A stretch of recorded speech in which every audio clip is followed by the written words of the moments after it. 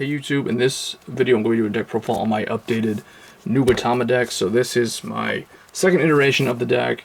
First one was the Jamyocongo, the hand disruption deck. So this one, I consider this one the hand restriction deck.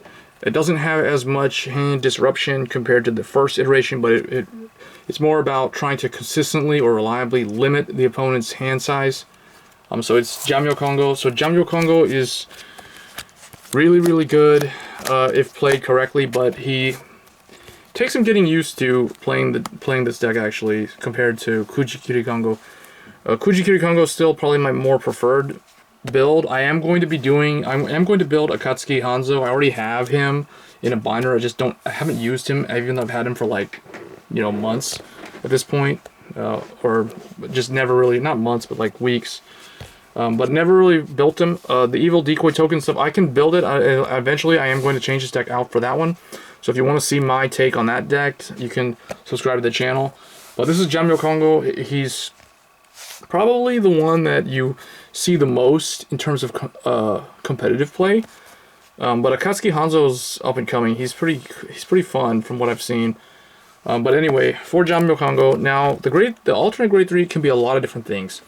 I've seen people run Hanzo. I've seen people run Jamyocongo. There's so many different options. It just depends on how you want to build the deck. But I really like classic Nubatama cards: Voidmaster, Dreadmaster, Shigasumi, Hagakure, those guys. So I decided to keep one of them around this time around. So I went with Voidmaster. Voidmaster is really good because both of his effects work on Vanguard and Rearguard. He has the Protect Gift marker, so if you have to ride him, it's not a big deal. And eventually you will ride into Jamyocongo because the deck is pretty quick at cycling and stuff like that. Not as fast as, say, Gear Chronicle, but it is still pretty good. And now for the other grade 3, I am running 2 copies of the Shura Stealth Dragon Fuzenkongo. So this guy, I chose him over a bunch of other things, mainly because I think of him more of like a Victorious Deer sort of card, and this is a Protect clan, so I tend to use like 3 different grade 3s when I build Protect decks. If you've seen my Dark Irregulars, you see my OTT builds, usually all of them are featuring 9 grade 3s. This deck is no exception. So I don't know if it's going to be like that for the Hanzo build though. I might actually just go 4 and 4. But for right now, Fuzenkongo is good as a finisher. Basically, the opponent can't Sentinel. He's your guard restrict card. It works on Vanguard or Rearguard Circle. You just have to have that Soul Blast, that grade 3 to do that. And you have to be at 5 damage. So he's pretty late game.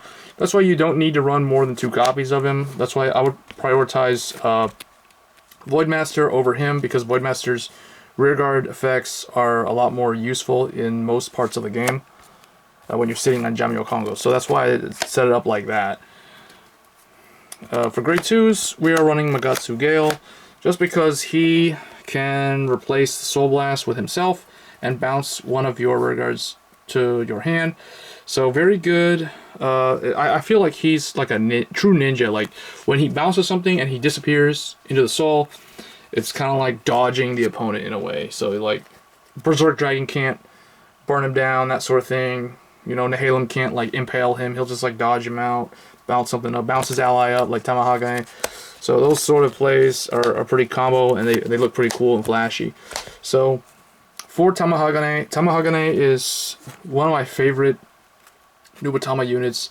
I remember like the first episode of like the ZTB anime for Vanguard when Onimaru used this thing and the music started playing. It went crazy when Chrono did the stride into the Metallica Phoenix. Or not Metallica Phoenix, it was the Metallica Pegasus or something. Anyway, Tamahagane is really good in Standard. So you gotta run 4 copies of him. Then I run 3 Tsunamasa. Now, if I was running 8 grade 3s, I'd probably run 4 of him. But 3 of him. Now, people are probably wondering, why aren't you running any Jamyocongo support? I know there is a double R. I have it. I'm not using it though. It has Guard Restrict, but I'm not using it because sometimes you'll be sitting on one of these guys, and then that guy's just kind of like dead. So I prefer the consistency of Tsunamasa and being able to Soul Charge, because the deck is so Soul Blast heavy. It's amazing how much soul this deck burns through so quick. One of the key offenders is this card, one of the grade 1s. So Tsumuji Basho, this guy, basically, he forces the opponent to discard, and then he'll get 10,000 based off of the grade that they discarded. So if they discarded grade 3, he gains 30k. If they discarded grade 2, he gains... So basically forces them to make bad choices. But I mean, if they throw away a 0, it's usually a critical trigger. Unless they have like a 6, like they have one of those 5k draws that they can throw away, then it's not too bad for them. But that's usually very rare for them to see that, because not everybody runs like 6 draws and have those 2 extras. So anyway, 4 of him, then they top deck and then add something. So usually the worst case scenario, you know, you make them drop like they throw away like a 2 or a 1 or a 0, and then they top deck like a heal trigger, and then they add that to their hands. So they got like 20k shield or like a PG or something. So not the most consistent card, but I still like him enough to run 4 of him in the deck. Next, for Sakura Fubuki, this card is very, very important. It fulfills so many roles for the deck. It countercharges. It can gain 3k when it uses its skill. You know, it's like just so many different things that it does. It draws you a card when you discard a card. So 4 of it. Then 3 Fuki. So Fuki's still in here because we do have cards that do bounce things to their hand. Tamahagane does it. Voidmaster does it.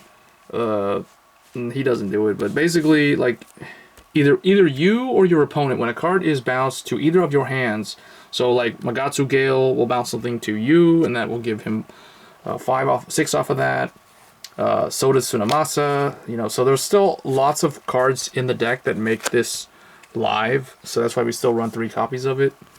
And then I am running 2 Aogita, because only 2. I'm even considering cutting him altogether and trying out like a completely different grade 1. But 2 of him, because you still have resource issues with gaining enough soul. So he's kind of there, like, just in case you're able to like bounce things to your opponent. Bounce cards in, like Tamahagane is able to bounce things to their hand. Voidmaster is able to bounce things to their hand.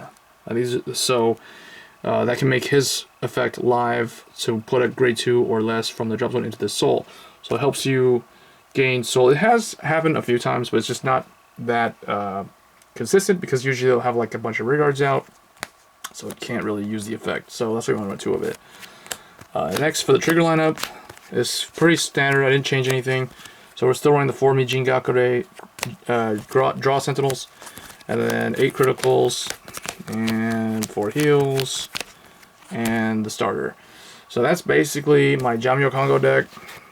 Let me know what you guys think. Recommend me like a good alternate grade 3 that goes with this guy. And don't just say Hanzo, because I'm already going to build that deck. Let me know what you guys would run instead of like Voidmaster and this guy. I mean, Kuji Kirikongo, I've already done that, but I wanted to make a deck that didn't use that guy, since I've been using that guy for so long. But anyway, let me know if you play Nubatama, what's your take on the deck, and I'll catch you guys in the next video. Thanks.